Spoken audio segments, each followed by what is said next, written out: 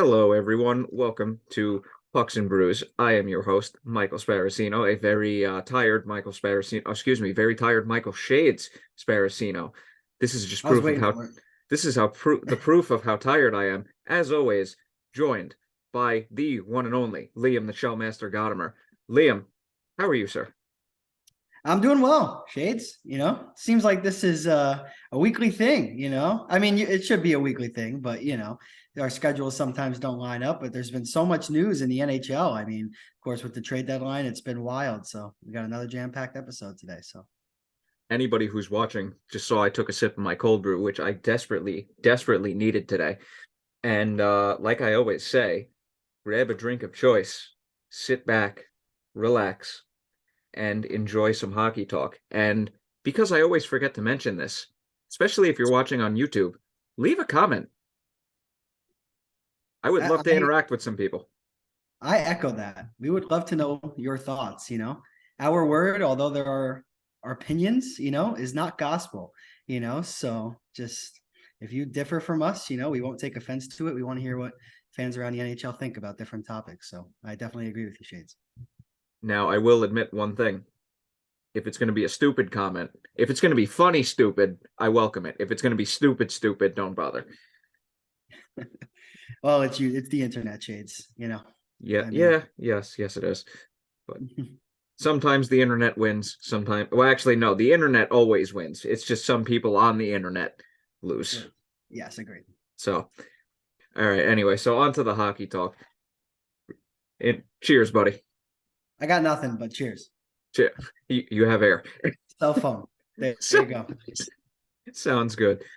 All right. So Cheers. basically, after we left off last episode, after we recorded, the first Jonathan Quick trade happened where the Los Angeles Kings dealt him where he gave either was interviewed in a post game or a regular interview where he said, I'm paraphrasing here, he said he was blindsided by the trade.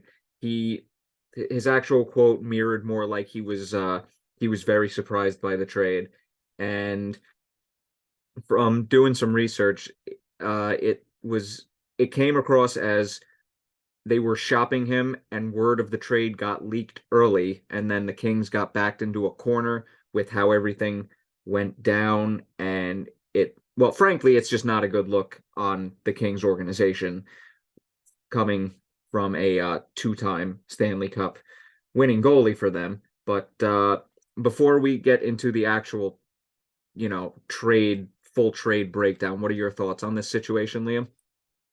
Sea Shades, it doesn't really bother me that much, to be honest. I mean, yes, of course, the Kings moving on from a franchise winning goaltender, a player that had won two Stanley Cups for you in 2012 and 2014 and was a key contributor in both of those cups. But sometimes you got to call a spade, Shades, and like that. And Jonathan Quick, he just has not been a good goaltender this year in the NHL. He's been actually one of the worst statistically. I think Phoenix Copley has come in from an extended period of time in the American Hockey League and has proven that he can be a capable NHL backup and simply put, a better backup than Jonathan Quick is. So I don't really blame the Kings seeing an opportunity to bring in Jonas Corposalo, who remember had an 85 save performance in the bubble in the playoffs against the Tampa Bay Lightning. Remember that game that went to 5 overtimes? So my point is that this player that they're bringing in to tend between the pipes is somebody who has proven it in the playoffs before, is having a good year, a better year than Jonathan Quick. And you got to remember, hockey's a business. That's just it. Like, this isn't a Marc-Andre Fleury situation where the Golden Knights just traded away Fleury for absolutely nothing. Literally, look at the trade. It was Fleury for absolutely nothing. Like, seriously, I'm not lying. That was a slap in the face to the first ever goaltender in Vegas Golden Knights history and the goaltender that brought them to the Stanley Cup final in their first year. This, I don't really see it that way, to be honest. I mean, I understand why Quick is upset, but remember, this is a guy who's making $5.5 million this season in his cap at 5.8 actually. So, it's a cap dump. Final year of his contract. It stinks, but they bring in a better goaltender in Corposalo. And again, I'll finish it on this, Shades. The Western Conference is wide open. So if the Kings stood pat with Jonathan Quick and Phoenix Copley, simply would have been a mistake. And I think Quick should realize that looking at his save percentage this year. Yeah, his save percentage is no bueno. The only thing about the whole situation with the way this went down. It's just like you have a guy who's been on your team since the beginning and you don't even let him know that, hey, you might get traded before he finds out he gets traded. Yeah, That's I don't like that. Yeah, that's the That part. only thing that I disagree with. But to get on to the breakdown of the full trade, Jonathan Quick was traded from the Los Angeles Kings to the Columbus Blue Jackets, along with a 2023 conditional first round pick and a 2024 third round pick. The condition being that if the Kings don't qualify for the 2023 playoffs, Columbus will instead receive a second in 2023 and a second in 2024. So basically, they're either going to get a first, a third, a first and a third, or 2 seconds and a third. And on the other hand, the Los Angeles Kings get goaltender Jonas Korpisalo, who is currently at a $1.3 million cap hit, and Vladislav Gavrikov, defenseman, who is 27. Good player. Good player, good trade, I think, for both teams.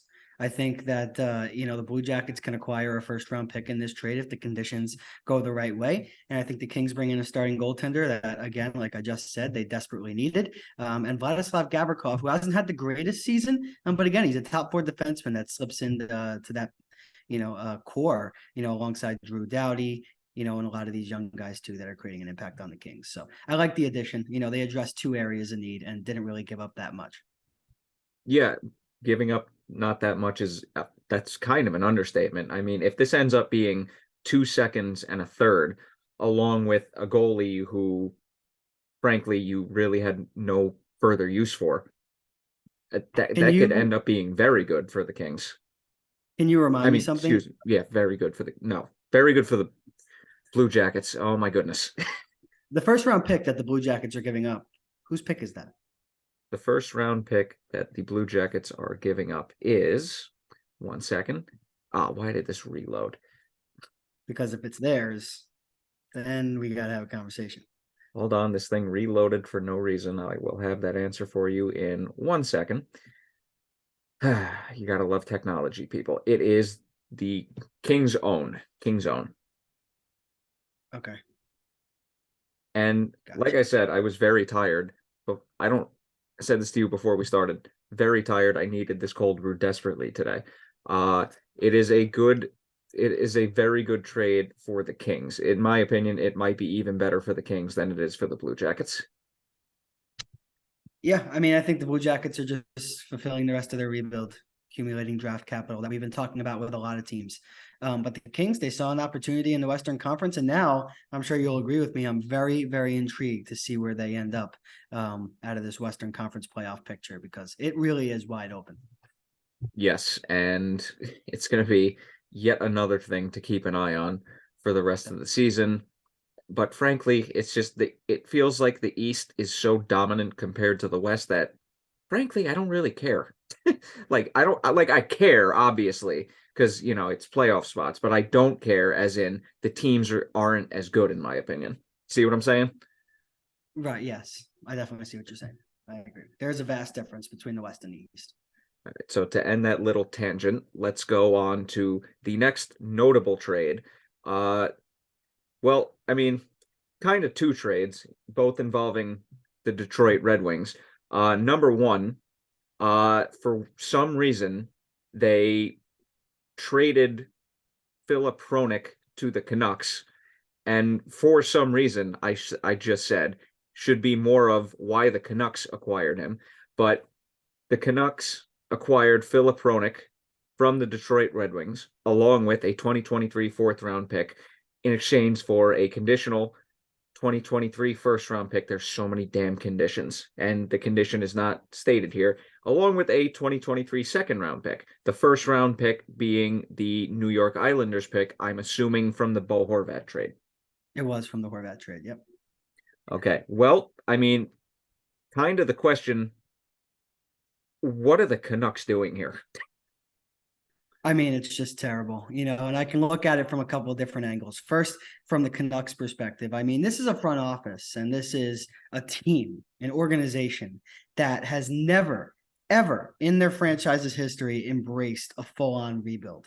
And trading away their captain and trading away Bo Horvat, it kind of signaled just a little bit that they might be heading in that direction. Keep your core pieces, your Demkos, your Hughes, your Petterssons around. Of course, JT Miller, you're stuck with that contract, although there was talk that the Canucks might have wanted to trade that to Pittsburgh, although that was just speculation and that turned out to be nothing. But for the Canucks, I mean, they got a pretty decent pick with the Islanders selection. And maybe because of the Islanders' resurgence after acquiring Horvat, they thought that the draft pick wasn't going to be all that great and not worth their while. But I don't know how you see it that way if you're Patrick Allvin and if you're Jim Rutherford, because that first round draft class in 2023 is so deep that the chances of catching a diamond, even at pick 20, 21, 22, 23, 24, it could happen. Remember, look at these picks, in the draft that were selected late. David Pastrnak was a 24th overall pick. We'll talk about him later in the show. It's just the Canucks just don't see the value in draft picks. And I just don't think, okay, fine. If that's your mentality, I understand. But then why aren't you going and acquiring Jakob Chychrun, who only cost a second round pick more than Filip Hronek did? I mean, the difference between Hronek and Chychrun is significant. And, it's really a shame, Shades, and I'll end it on this. I really liked what the Canucks were doing. Vitaly Kravtsov is playing really well for them. They extended Andrei Kuzmenko, which was something that they had to do. Their defense core was a little bit depleted, but it looked like they were going to get some big contracts off the books, like JT Miller, like Tyler Myers. They were going to hang on to Thatcher Demko. And then they just call Steve Yzerman. And when you call Steve Yzerman about a trade, you're not coming out on top afterwards. And that's exactly where we're at. Yeah, kind of. And just to keep this on Detroit, they also traded Tyler Bertuzzi to the Boston Bruins. Of course, the Boston Bruins, which, all joking aside, this was an excellent pickup for the Bruins because Bertuzzi, he's literally one of those players that just screams Boston Bruin. Yeah, he does. He's coming off a 30-goal season. Obviously, he's been hurt this season. He's having a very down season in terms of what he can be as a player. But the fact of the matter is, I mean, this is yet another trade for Detroit where it kind of signals them going full on rebuild. Bertuzzi got traded for. Did this trade just disappear? I believe it was a first round pick, Boston's first round pick, and maybe a third. Here it is. Wow, that was way down. So Boston Bruins acquire Tyler Bertuzzi in exchange for a 2024 conditional first round pick that is top 10 protected, self-explanatory for once, and a 2025 fourth. Both are Boston's original picks. Yeah. Well, for Boston, they already traded away their first round pick in 2023, right, to the Capitals in the Dmitry Orlov trade, which was then traded to the Toronto Maple Leafs in exchange for Rasmus Sandin. Crazy how the trades move around sometimes. But again, Tyler Bertuzzi, he screams Boston Bruin. Shades, I couldn't agree with you more. I couldn't have said it any better myself. He's going to be a valuable addition for them. And even if his point production is a little bit down for where it was last year, he said he put up 30 goals. He can still be an effective bottom six player. And, if the Bruins are having some trouble in the playoffs, getting their lines going, I'll tell you a wing-to-wing combination that could work really well in the playoffs. How about Brad Marchand and Tyler Bertuzzi? That could be something significant, just in case, they have to switch things up. They're having such a dominant season. They're able to move players up and down their lineup. Bertuzzi adds to that. They trade away their 2024 first round pick. And I think this is a signal from the Boston Bruins that this is their one last ride, because I think Krejci is probably going to retire at the end of the year. And I think that Bergeron most likely is going to retire at the end of the year as well. So, and they just gave up their 2023 and 2024 first round picks. So the future is not there. The present is amazing, but the future, is a little bit bleak. So the Bruins need to win a Stanley Cup this year, and that's why they made the extra move for Bertuzzi. And good for Steve Yzerman, too. Yeah. Keeps getting draft picks. And you know what? He stayed in on the James Van Riemsdyk sweepstakes with the Philadelphia Flyers. So I think that signals answers to your first question that you mentioned, Shades, about whether or not Detroit is going to go into a full-on rebuild. I think the fact that Yzerman tried, even though he was unsuccessful, the fact that he tried for Van Riemsdyk shows that, yeah, he wanted to sell off, he wanted to get pieces, but he also wanted to stay in the hunt. And also, last point here, when the Canucks call you about Filip Hronek and offer the Kings ransom that they do, and when the Bruins call you about Tyler Bertuzzi and offer you a first-round pick for a player that's having the worst season of his career, Steve Yzerman has to take those deals. So I don't think that's Yzerman going out there and saying, I want to get rid of these players. I think it's these contending teams saying, I'll take a flyer on this guy. If it costs a first round pick and a fourth, I'll do that. So good trades by Yzerman. I don't want that to be untold here. Yeah, and to stay on the Bruins for a second, they extended David Pastrnak in what my opinion was, as big of a contract as that is, that's kind of a discount.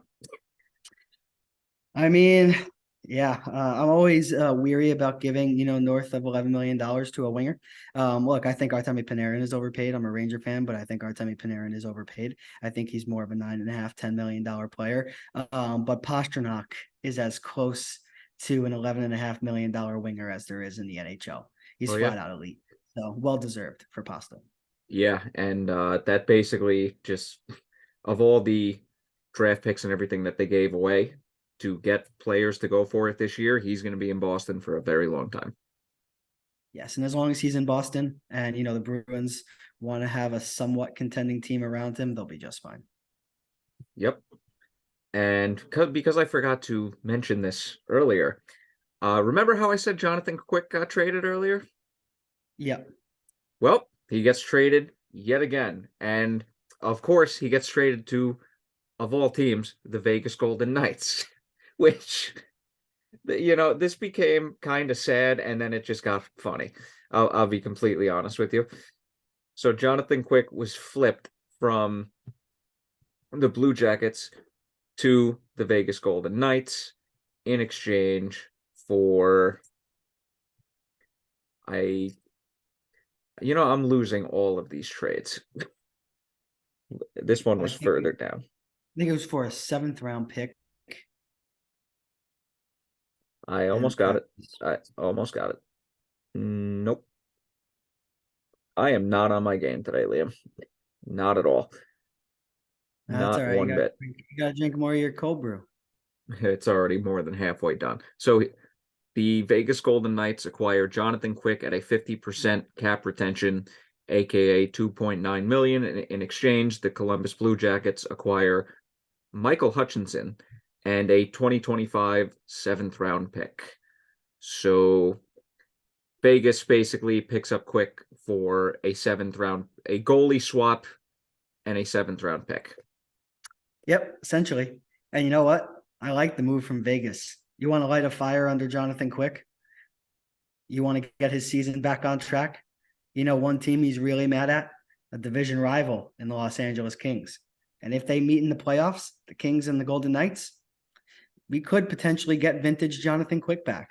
So, I don't want to count my chickens before they hatch here, but I understand the trade from the Vegas Golden Knights perspective. It's a good move. And again, they give up a 7th-round pick, which the chances of a 7th-round pick becoming a productive NHLer is less than 5%, 4%. So probably a lot less than that. And Michael Hutchinson, who's a veteran goalie. And, I think even with Jonathan Quick's bad season, and Shades, let me know if you agree, I think any contending team would rather have Jonathan Quick than Michael Hutchinson, right? Yeah, I would agree on that one. Playoffs. Yeah, so good move from Vegas, no risk. Yeah, basically. And now the question becomes, will Quick get his revenge? That is a question, but also I want to know what you think about the Columbus Blue Jackets graphic for Jonathan Quick, the thank you. Fantastic. Fantastic. I know you enjoyed that one. Oh, absolutely.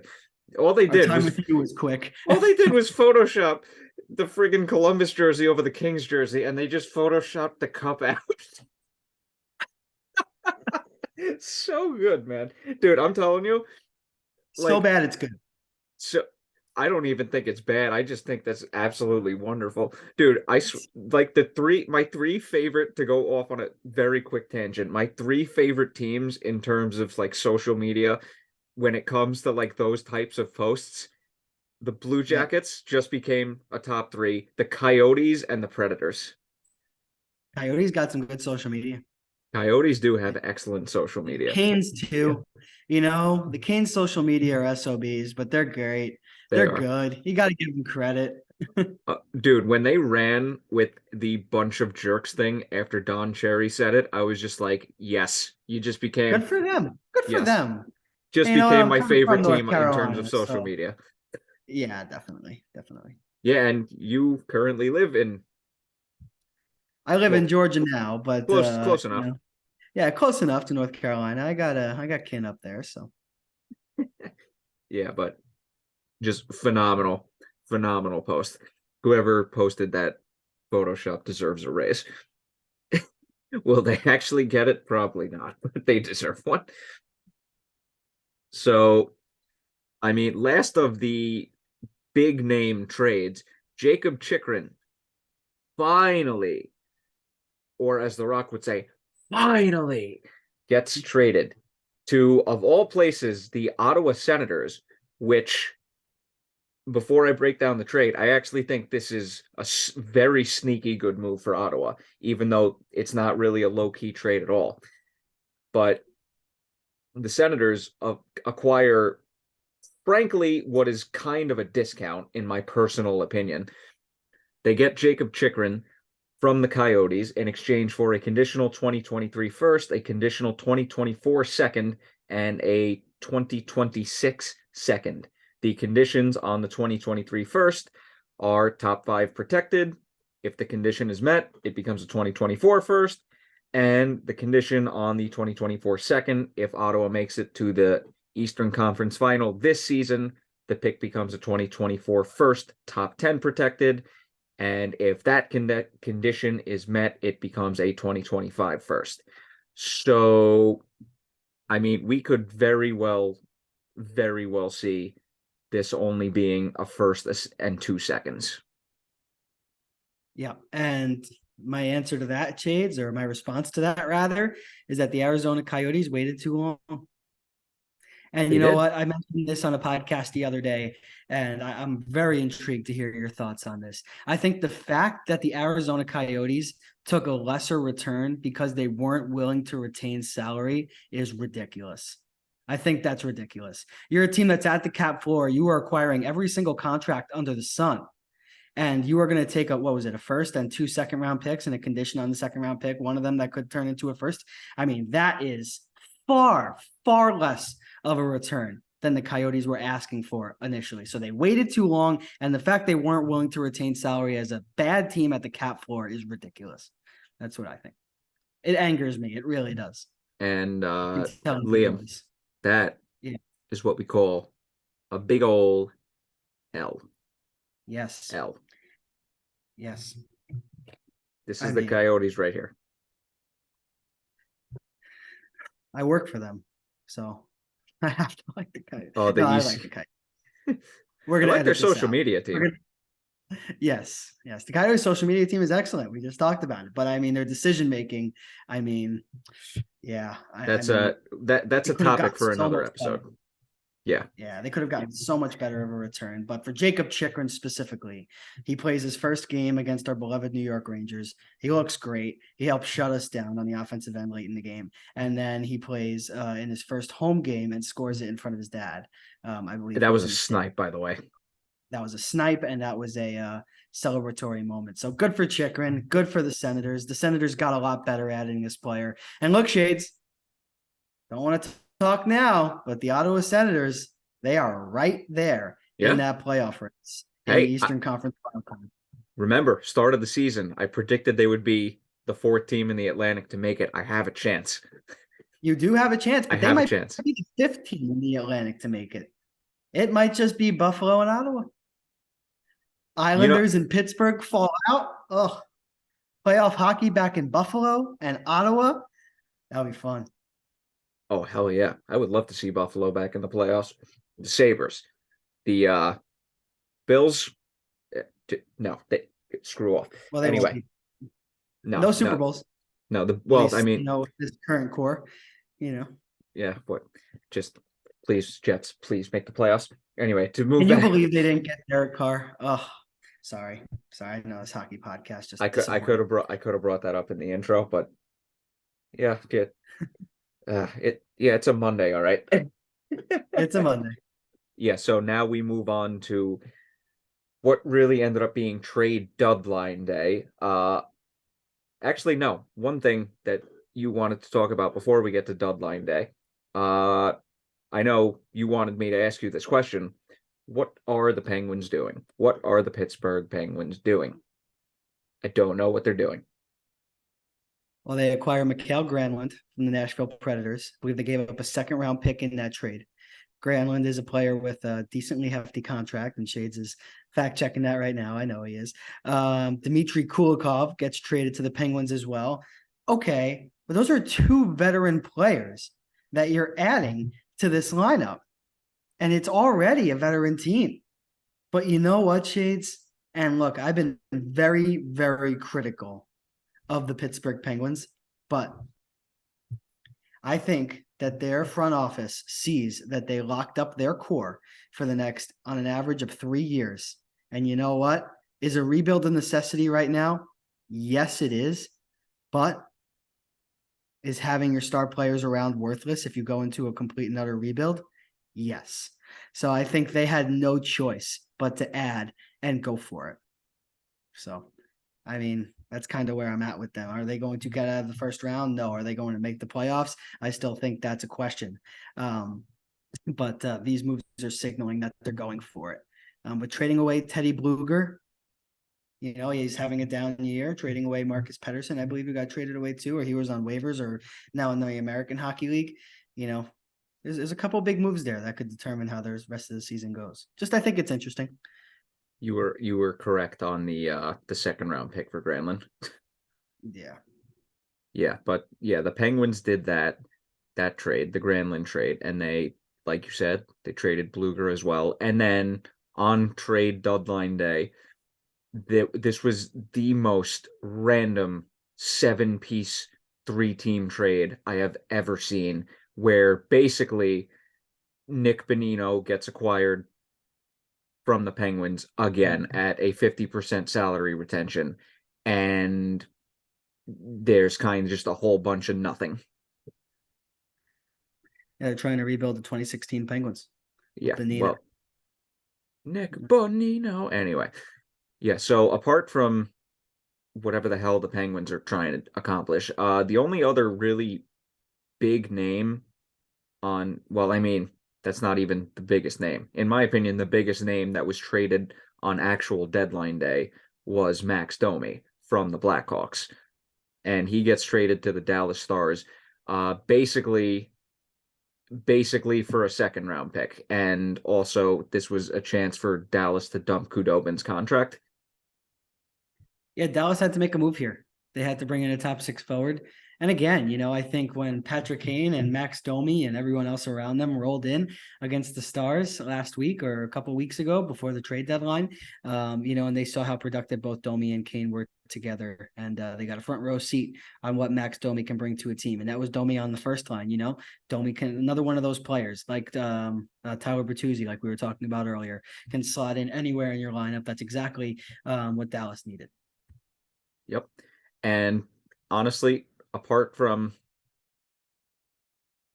that was really the big name trade of the day. I mean, other than that, it was really all depth moves. Colorado acquires Lars Eller from Washington in exchange for a 2025 second.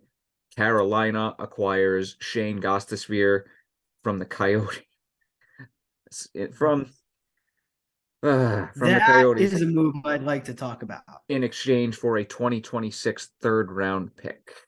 Hit That's me. a steal. Go ahead. That's a steal. That is a steal from Don Waddell and the Carolina Hurricanes. Nicely done. Shane Gostisbehere has been extremely underrated in Arizona. And the fact that they get him for a third round pick, look, one of the biggest holes on the Carolina Hurricanes is their power play and the ability to score goals on the power play.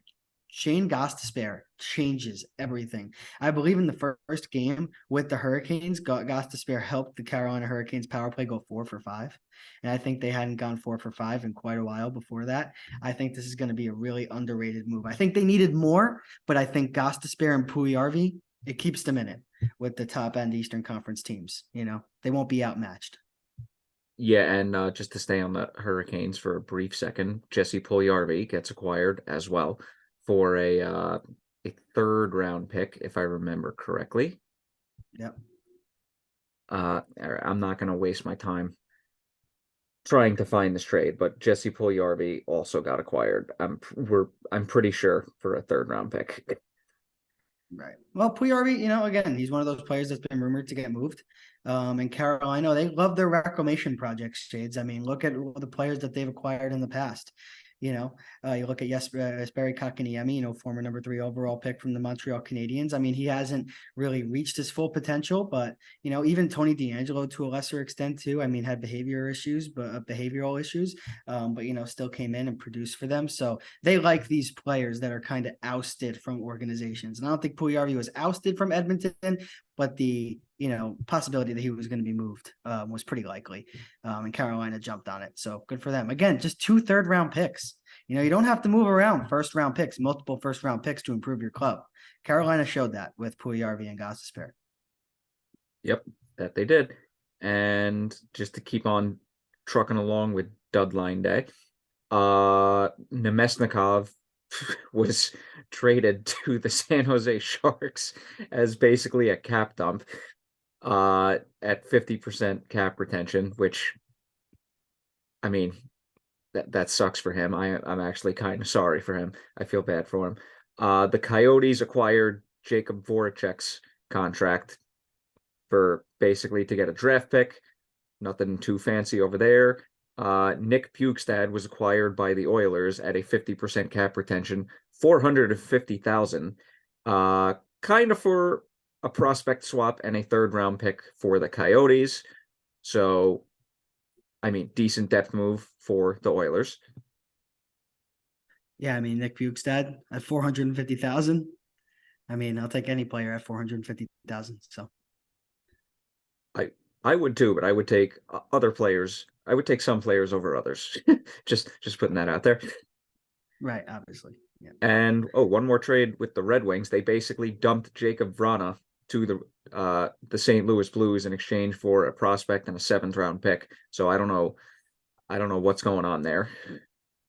Yeah, the Blues, a couple interesting moves. Kapanen, now Vrana. I don't think the Blues are going in a big rebuild here. No. I think that it's more of a retool. Yeah, but probably. Vrana's value has dropped a lot. Yeah, My goodness. unfortunately. Yeah. Unfortunately. The Devils acquired Curtis Lazar from the Canucks in exchange for a 2024 4th. Kind of a depth move there. Rangers legend Brendan Lemieux got traded from the Kings to the Flyers in exchange for Zach McEwen, and the Flyers picked up a 5th round pick in 2024. Nothing but a depth move there. I mentioned the Wild Bonino trade, which still kind of mind-boggling. And after the Sharks acquired Nemesnikov, he gets moved to the Jets in exchange for a 2025 4th. So I went from feeling bad to Nemesnikov to, okay, he's going to make the playoffs. Right. Rangers legend Dryden Hunt. It gets traded from the Maple Leafs to the Flames in exchange for Radim Zohorna. I mean, that they're basically both in the minors at this point. So that was kind of interesting move just on the Zohorna trade. I bet you weren't expecting me to come out with this, but Radim Zohorna was acquired by Kyle Dubas. Dubas actually spoke on it and said that this was a strictly Marlies move. And Shades, I don't see that a lot from general managers saying, you know what, I see my AHL team down there has a push towards the playoffs and I want to acquire this player for them. I like that from Dubas. You don't see that a lot. If the Marlies, have a Calder Cup run in them, Zohorna is going to be a big player in that. So. I do like that you brought that up there. You did surprise me there. Patrick Brown was acquired from the Senators in exchange for a 2023 6th round pick going to the Flyers. Another trade involving the Red Wings happened, which I'll get back to in a second. But the Penguins also acquired Dmitry Kulikov for a 2024 third and Brock McGinn. Kulikov coming in at 50% cap retention at 1.125. Another depth move for them. So, which honestly adds to your point before of they're kind of forced to go with it because they re-signed their aging core to what looks like is going to be their last set of contracts. Yep. And honestly, the other highlight of deadline day was brother for brother swap. Technically, it was two players going each way, but the Flames and the Coyotes swapped Nick Ritchie and Brett Ritchie, which the brother for brother trade. Always interesting. Yeah. And surprisingly, a shocking low value. John Klingberg got moved from the Ducks at 50% cap retention, 3.5 in exchange for Andre Schuster, Nikita Nestorenko, and a 2025 fourth. Honestly, the market never developed for John Klingberg. Moment Klingberg signed that contract in Anaheim, his play took a massive dip. And to think that this was a player that Dallas almost re-signed to north of an $8 million per year extension. Imagine if they did that. And I think Anaheim, the plan for the Ducks was always to sell him off at the trade deadline and try to get a piece back. But the fact that he got a fourth and again, two minor league depth players, yeah, it's a yikes. It is. Yeah, and the Wild also made some other moves. They acquired Oscar Sundqvist from the Red Wings in exchange for a 2023 fourth. They acquired Jordan Greenway. They traded Jordan Greenway to the Sabres in exchange for Vegas's second round pick this year and Buffalo's own 2024 fifth. And I'm pretty sure there was one more trade involving the Wild, or was that all three of them? I like Greenway to the Sabres. I like it. Hefty price, but I like it. Yeah, and that was they also acquired an injured Gustav Nyquist for a fifth round pick, as well as Marcus Johansson for I think what ended up being a 2024 third. So yeah, the Wild acquire Johansson, Klingberg, and an injured Nyquist, and they trade away Greenway. So yeah, I don't really know what they're trying to accomplish here, but they could still win the Central. Yeah, they could, which just goes to show you how terrible that division is this year. Oh, the division's the worst division in hockey, and it's not close. But again, they're 4 points up on the Avalanche.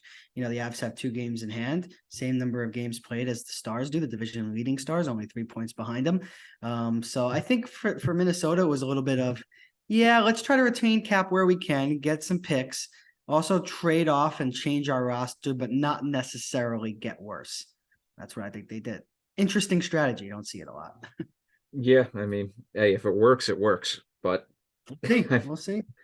Yeah, but yeah, one last thing before we get to the outro. I got a question for you, Liam. What do you got? Okay, Liam, I actually lied. I have 2 questions for you. It's kind of a double-sided question. That's okay. More the merrier. So, question number 1, who is your winner / who are your winners of the trade deadline overall, not just deadline day? Interesting. Okay, well, I'll start off in the Eastern Conference, and I'll go with the Boston Bruins. I mean, come on. You acquired Dmitry Orlov and Garnet Hathaway. Orlov has slotted in to that top 4 perfectly. He has turned into the next coming of Bobby Orr since joining the Boston Bruins, as everybody seems to do this season for Boston. I mean, they got a goalie goal. They get the trade deadline acquisitions that are just hitting it out of the park, you know, and they're, of course, on the precipice of 50 wins. They acquired Tyler Bertuzzi as well. We just spoke about him earlier in the episode. Perfect playoff player. Garnet Hathaway as well. Same thing. Brings the same type of impact to your lineup. So they really improved in a lot of different ways. And I think another team in the Eastern Conference I need to talk about, and I'm not going to mention our beloved New York Rangers. I'm not going to mention any team from the Metropolitan Division, actually. I'm going to talk about the Toronto Maple Leafs. And the Maple Leafs, they acquired Ryan O'Reilly, Jake McCabe, Sam Lafferty, Noah Chari. So many additions to this lineup. There are probably a few that I'm even missing. Eric Gustafson as well. So they got better on their back end. They got a lot better up front. They didn't get those high-end players, but they got players that help you win in the playoffs. And you're going to go up against an absolute juggernaut a tired juggernaut in the Tampa Bay Lightning, a team that might be imploding before our very eyes. That'll be a conversation for next episode. But again, the Toronto Maple Leafs, they improved. Kyle Dubas did exactly what he needed to do. So those are the two teams from the Eastern Conference for me. And I do want to mention two teams from the Western Conference as well. And first, I feel like a lot of people are not talking about the Edmonton Oilers too much. And I think they acquire Matthias Ekholm. And again, Ken Holland sits back and says, I'm not going to go for the big fish. I'm not going to go for Erik Karlsson. I'm not going to take on that huge contract and make the ridiculous money work around it. You know what I'm going to go instead? I'm going to go to the Nashville Predators. I'm going to go to one of the best defensive cores in the entire league for years on end and acquire Matthias Ekholm. Again, he gives up a good price tag for him, but I think that's a worthwhile price tag to take for a player that's significantly going to help the Oilers in their roster. That is their one significant hole outside of goaltending. And my second team for me, Shades, now this one's going to come as a little bit of a surprise, okay? But the Dallas Stars, we have been very critical of the Dallas Stars, but I think Max Domi, I think if you look at one of the players that is going to make an impact in the playoffs that nobody really talks about, the Dallas, everyone's underestimating them. Look how terrible the Central Division is. Trust me, I agree with you. And I know you agree with me too. You know, just week after week, we keep talking about, oh, Dallas is terrible. Minnesota is selling off their assets. Colorado is still trying to make their way back into the division. So, you know, look, I think the Dallas Stars acquiring Max Domi, it's a nice trade pickup. I think Los Angeles deserves some credit as well. Winnipeg acquiring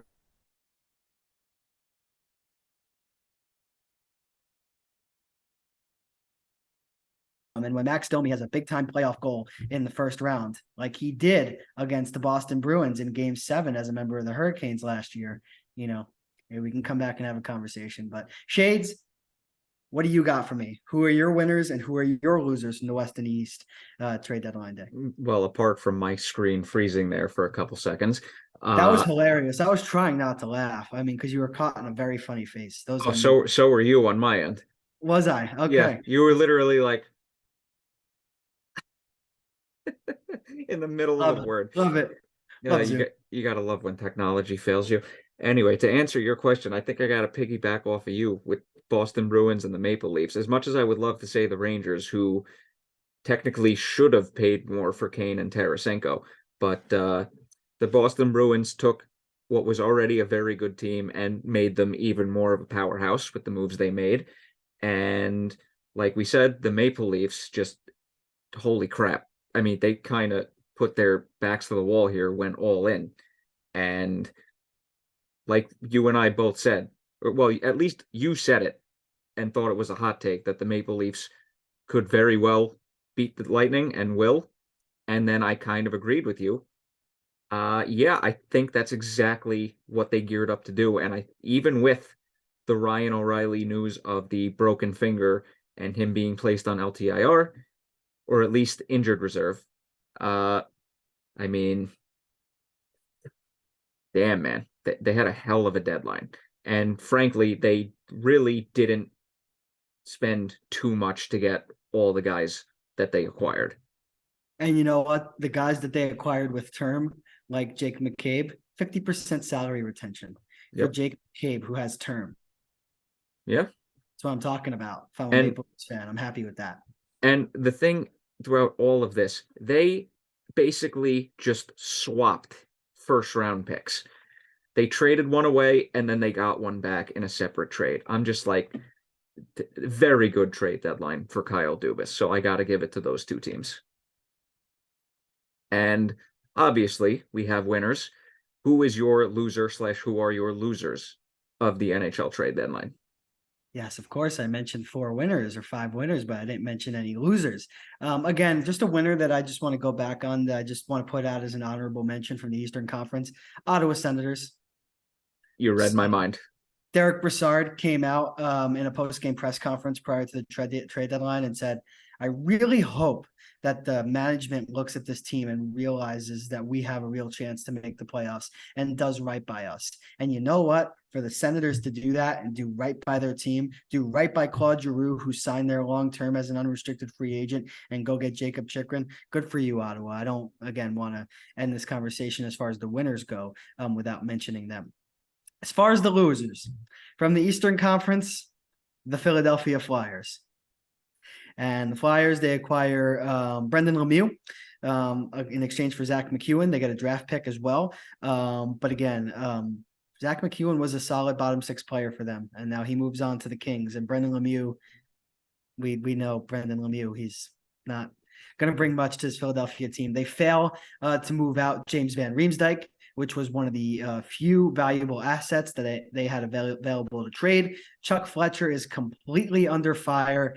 I bet John Tortorella is miserable. I mean, and to think that this season could have gone a lot worse. The fact that they're 24, 28, and 11, they could be last. They could be Columbus. They could be Montreal. But the one saving grace, Shades, for teams who are well outside of the playoffs is the ability to get first-round picks back for their high-end players.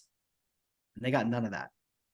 I do want to note that the Flyers potentially could be moving on from Kevin Hayes to the Columbus Blue Jackets. Because remember, the trade deadline is only a playoff eligibility deadline. Trades can still be made. So, I do think that Kevin Hayes, in the Columbus Blue Jackets, I think Kevin Hayes reuniting with Johnny Gaudreau from their time in college, that could be something to keep an eye on. But again, I digress, and now I'll make my way to the Western Conference. And for me, just for the state of this team right now, and no, it's not the Coyotes, no, it's not the Vancouver Canucks, it's the Calgary Flames. And the Calgary Flames, 63 games into the season, have 67 points. Okay. In the wild card right now, they are trailing by 7 points. They are still within striking distance of the Winnipeg Jets. The Calgary Flames are miserable.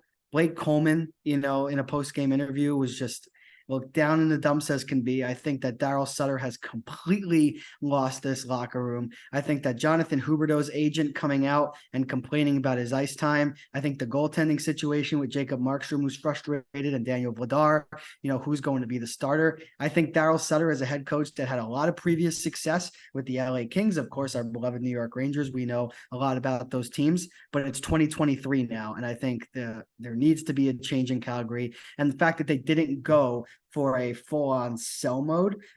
Again, they were within striking distance, but I think yourself as a front office and your upper end management needs to be able to look at the team that you're putting on the ice and realize when it's in dysfunction. And the Calgary Flames were, and even though they're within striking distance of a playoff spot, that doesn't mean that they shouldn't have accumulated or tried to accumulate some assets. They didn't try to do that. They make 2 marginal trades, and we're just left with them 7 points out of the playoffs. And a team that's just flat out miserable. So, yeah. And Vancouver, too, for trading away first round pick that they acquired from the Islanders for Filip Hronek. Still mad about that one as well. But those are my losers. Yeah, my loser is going to be one specific team. Even though they acquired the most draft capital throughout the trade deadline process, it is going to be the Coyotes for how badly they botched the Jakob Chychrun situation. How do you mess that up? How are you not willing to retain salary when you're already acquiring contracts to stash on LTIR for draft picks and just to get to the cap floor? You're not willing to retain salary to boost the return you're going to get. That's an L. Yes, sir. I like how you didn't even put any other teams with the Coyotes. The Coyotes stand alone in your book. That says a lot. Well, I would have had to pick a different team had they got a better return. But they didn't. And Ottawa jumped all over it and got a really good player at a discounted price. That is why we put them in, our honorable mention for winners. For sure. All right. Well, I have nothing else. My brain is scrambled eggs from this past weekend where too much was going on. But I hope everyone enjoyed their weekend. Hope everyone enjoyed this podcast, this episode 39 of Pucks Brews, with me 100% not being at the top of my game. This was probably my C game, not my A+ game. I'll be honest with you. I was very tired and kind of still am. That the cold brew, I'm hoping it hits a little bit harder than it has so far, but that's where we are. I hope that everyone who watched AEW Revolution yesterday or 2 days ago, if by the time this episode is out, enjoyed that pay-per-view. I know I did. I had about 5 people over. We had a very good time, which, just because we're on the outro. Liam, the last time I had people over for an AEW pay-per-view, it was you and Joe. Wow, I remember that. First and only time I've been to Casa de la Shades. And we saw one of the greatest straight-up tag matches of all time. That was a lot of fun. I missed that. I miss New York a little bit. Not really. South is fun. South is chill. The South is chill. South is chill. It's not all hustle and bustle like New York, but yeah. But yeah. Oh, can I, before we end the episode, I'd like to mention something. Oh, sure. Kevin Weeks, John Buchagras on Twitter. The NHL might be coming back to Atlanta for the 3rd time. I saw something like that as my camera goes out of focus. Hey, there we go. Your quick thoughts on the NHL returning to Atlanta under proper ownership this time. And you won't offend me if you say no. It better be under proper ownership because they're 0 for 2 in the same city.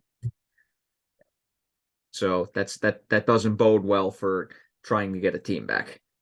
But when you look at the other options, Quebec City, I don't really think that that's happening. Houston, I would absolutely love for the Coyotes to relocate to one of those cities. That way we solve 2 problems. Kill 2 birds with 1 stone. Oh, the Coyotes just signed their deal in Tempe, so. Coyotes are a train wreck. The NHL just wants to do anything and everything to make it work. For some reason. Comment down below, Gary. Give us a reason. Anyway, I got nothing left. You got anything? I got nothing. All right. Well, this has been episode 39 of Pucks and Brews. As always, I've been your host, Michael Shades Sparacino, alongside Liam the Chillmaster Godimer. Follow us on all of our socials down below. Like, subscribe, comment on YouTube. We would really appreciate it. And I would love to go take a nap right now, but I think you and I know damn well that is not going to happen. Go take a nap, man. Yeah, I'll knock out for like 20 minutes just to have to get up again. No, thank you. I might as well just stay up until 11 at this point. Oh, boy. Anyway, hope everyone enjoyed a drink of choice. And yeah, I'm done. I'm mentally done. So goodbye, everyone. See ya.